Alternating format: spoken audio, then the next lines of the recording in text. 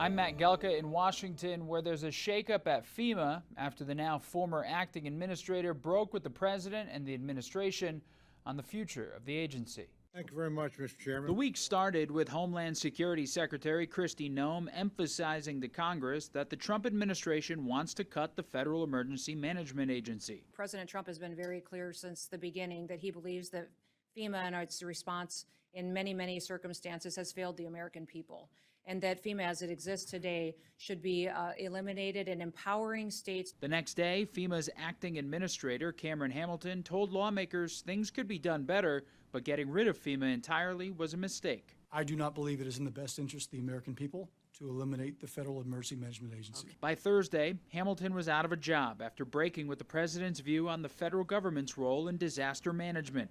President Trump's issues with FEMA date back to the campaign.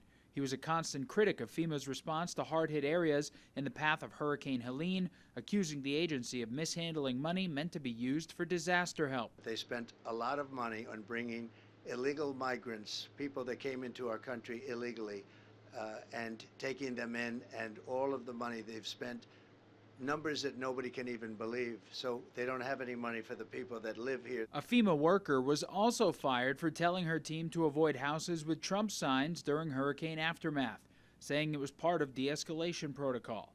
The president has since suggested FEMA should be abolished, with duties going to other agencies and states handling emergencies.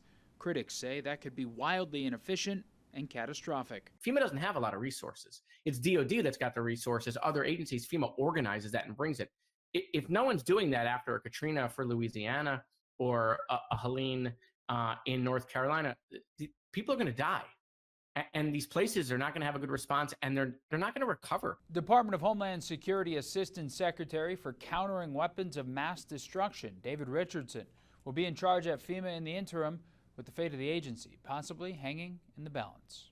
Reporting in Washington, I'm Matt Gelka.